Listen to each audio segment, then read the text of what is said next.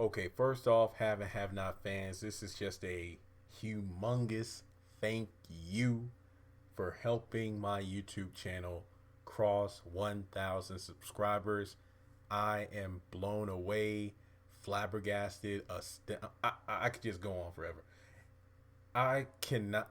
In my wildest dreams, what was it? Tuesday was what, the 20th. I was barely over 600 subscribers, and then what? I'm recording this video on Saturday night, and boom, crossed the 1,000 threshold. I could not be more thankful to you all. It means a lot. As I've said many times before, the fact that you keep the conversations going in the comments on my YouTube videos, in the have and have not Facebook groups that I'm in, and I post links to the video, you keep the conversation going there.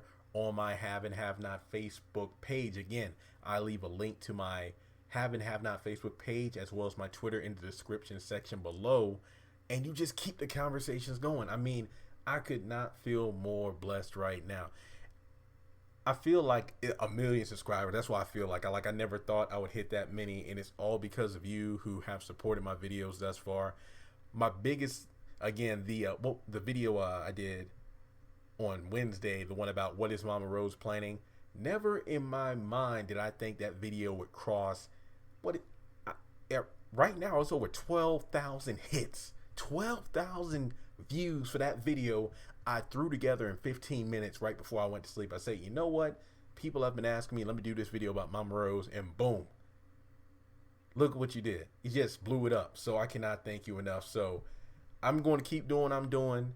You just keep supporting me, but not just supporting me by, liking, subscribing, and commenting. Well, commenting below is what keeps me going, because it's all about the discussion.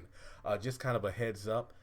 I'm probably going to do like another Mama Rose video, just because, I wouldn't say that the fandom is split into haves and have-nots over this, but I've seen some people say, the old Mama Rose is better. This new one, I don't like her. Or other people are like, kind of like me, are like, hey, this new Mama Rose, hey, she means business. She's scary, and I can't wait to see what she's going to do.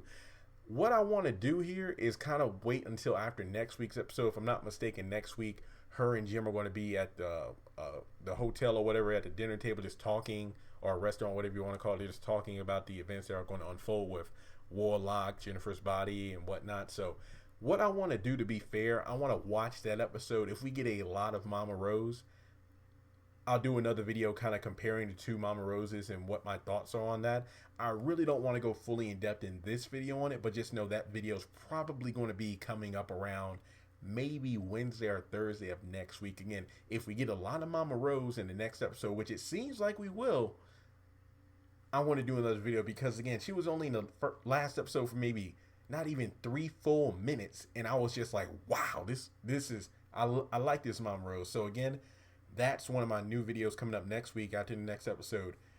This video, again, is probably one of the most demanded and sought after videos. And again, I look through the comment sections on all my videos.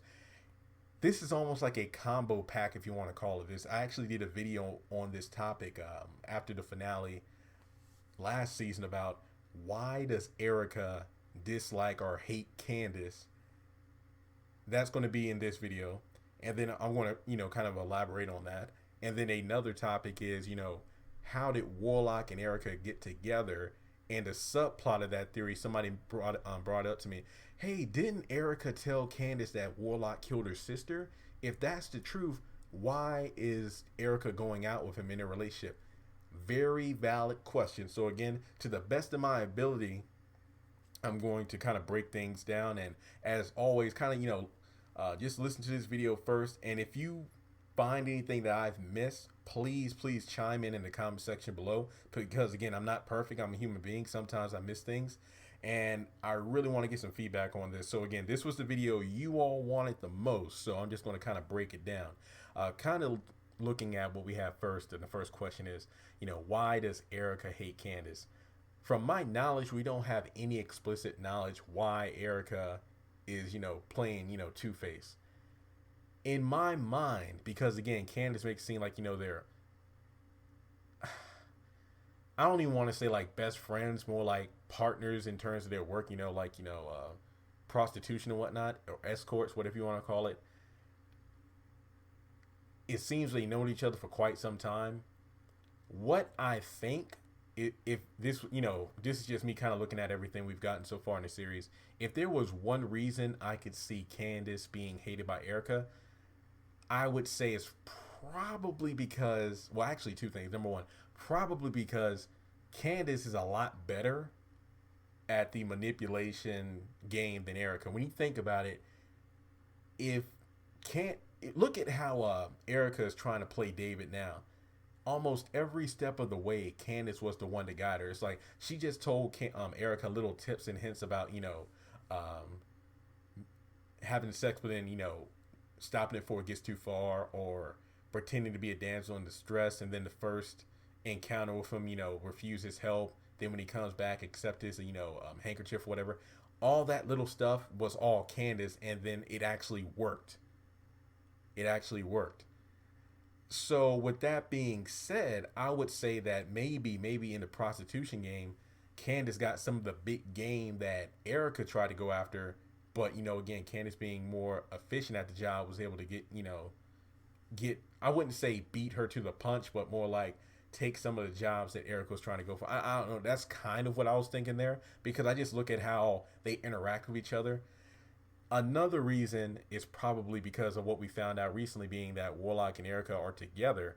And if you think about it, Warlock treated Candace like, Candy Cane. If I'm not mistaken, I don't know, they may have had something in the past. I don't know if they had something in the past to get like a relationship. We did find out the whole Mitch situation, where they had a secret relationship, if you want to call it that. Because again, I'm pretty sure if Benny knew about that relationship in the past, he wouldn't be best buddies with Mitch, because, that's his sister. But also because Mitch wouldn't allow, introduce Candace to his family, being the Malones. Candace said, I think it has something to do with her being black, but also you had to look at the Mitch trying to get away from the Malone gangster lifestyle by, making an honest living. So I'm pretty sure he wouldn't want any love interest of his to know that he's part of that family. So you look at Candace being, here's how I always saw it. When it came to Warlock and Candace, let's think back to season 2 when, she was kidnapped by the Malones, they pretended to shoot her in the head. And then she went over to Warlock's place after losing her apartment and wanted to get $5,000 to get on her feet, as well as kidnap Jim Cryer to blackmail him. I always thought of it like this. I thought that, Benny is, her brother, on the family side. I thought of Warlock as a Benny figure for Candace, but from the streets, you know what I mean? Like, somebody that looks out for, her, his little sister, or his candy cane. That's how I always looked at it. That's how I personally saw it. And then I thought about it, when she extorted all that money from Jim, told Warlock, hey, I want you to make an honest living. To me, I thought it was almost like, hey, because Warlock looked out for Candace all those times, she was going to do something positive for him. It's like, look, we grew up in these streets together, we hustled and whatnot. What I want to do now is get us both out of that, kind of lifestyle, make honest people of ourselves. That's how I always saw it. So I was kind of like, man, that's messed up how she lied about how much money she got. But given the fact that he kept showing up at her house and whatnot, threatening her life, to me, as Candace being Candace, I thought she would, for once, been honest. Would have said, Warlock, I really want you to go straight. I honestly thought she would have brought that up at some point over the previous seasons, especially even after paying him back the $2 million. Like, look, I meant what I said. Let's go, to business together and, whatnot. That's what I thought would happen, but it didn't. So I thought that, maybe if Erica knew about the whole Candace and Warlock, maybe not being in a relationship, but being close, that may have spurred some jealousy. So even though they were quote unquote friends, she always had, a chip on her shoulder based off the fact that, Candace was kind of close to her man. I don't think Erica knows about, Warlock taking advantage of Candace on multiple occasions. So, hey, I mean, that's another thing. But you got to look at it this way. The fact that she's an escort, going around with men trying to get millions and whatnot, that, as Erica told Warlock when, David left the room, is like, look, don't worry about what I'm doing. That's what we agreed to. We're in this relationship, but I wouldn't interfere with your life, with the drugs, the hoes and whatnot. You wouldn't interfere with my, the men I go with for my, escort game to get money. So they're pretty much, what was it? What did Ricky say on Barbershop 2? Look, when we together, we together. And when we not, we not. That's kind of like what I got. That's the vibe I got from that. Now, The story that Erica told Candace, I don't know if it's true or not, because if she really is in the same kind of lifestyle that Candace is, she is probably a good liar, given the fact that she must be a good liar for Candace not being able to see the truth about Erica. Remember how back in season one and whatnot, Candace would lie about what happened to her mom, saying that she was dead, even saying her father was dead or in jail or something like that. Would it be too much of a stretch of the imagination to say that Erica made up the story about what happened to her sister with Warlock? Honestly, if it's the truth, hey, that's one thing. If it's false, hey, if it's a lie, then I can believe that, given that we know who Erica is now. If it's the truth, the biggest question, and again, this is one of the biggest things in the comments people were telling me about. Look, if he actually killed her sister, what is she doing with him? You have to look at it like this. If Erica, is pretty much the same kind of person Candace is, even if it came down to her family or relatives, she doesn't give a damn about them.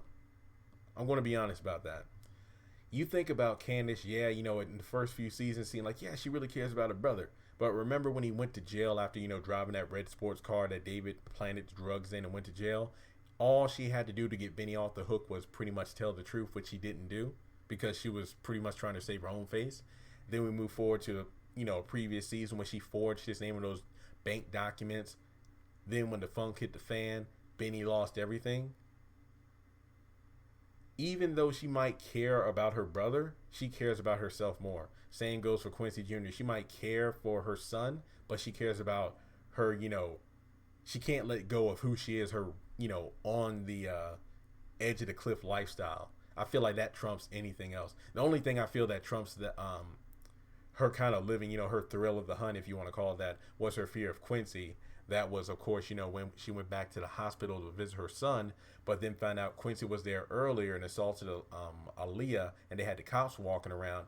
And then, when Candace found out about Quincy, she pretty much nervously left the hospital in a rush, so that lets me know that her fear of Quincy and most likely Warlock trumps everything else. So that's how I feel about that situation in terms of, if Candace is like that with her family, how do we know Erica isn't the same with, oh man, my sister got, taken advantage of and killed by Warlock because she two-timed him or double-crossed him?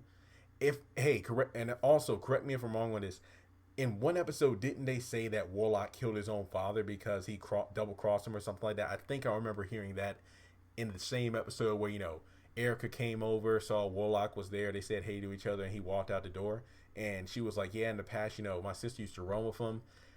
He's seen him before, but he didn't really give me a second look, so he doesn't really know me. And of course, now it looks like they got to know each other at some point. So here's my thing on this. If Warlock really did kill her sister, but then, that made room for Erica to kind of slip in, those two being, I guess you could say almost like the king and queen of the Savannah underworld, so to speak. Not the Malones, but not the Malone side of the turf, but in terms like the gang bang and the drugs and whatnot, then it does make sense. It actually does seem like a throwback to Daddy's Little Girls, when what was it? When the little I'm bad with names. I haven't seen that movie in a while. When the little girl's mom was with the drug lord or whatnot, where Monty and them were living. So that, again, Tyler Perry has been known to take elements from his plays, TV shows, and movies and kind of, put them in different shows. So I would say it's like that. Honestly, it wouldn't surprise me if it's like that. I guess you could say the only difference is Erica did care about her child enough to actually let her parents take care of him. That way that child could live a good life, which is what she tried to suggest to Candace, saying that Hannah should get custody of little Quincy. That way, Warlock running around, he doesn't get caught in the crossfire. And then that brings up the scene where she's texting Warlock, getting the information about her son being killed, and saying, oh, okay, so Candace is at the hotel too, but it's too hot right now, I'm not going to come over just yet. But it seems like if I didn't read those text messages, if I didn't know any better, I thought that Erica was actually trying to be sincere about, hey, answer the phone for your brother, or hey, give me a hug. So it's hard to tell if she was actually being sincere. I still hate you, bitch, but you lost your son, so I do want to console you somewhat.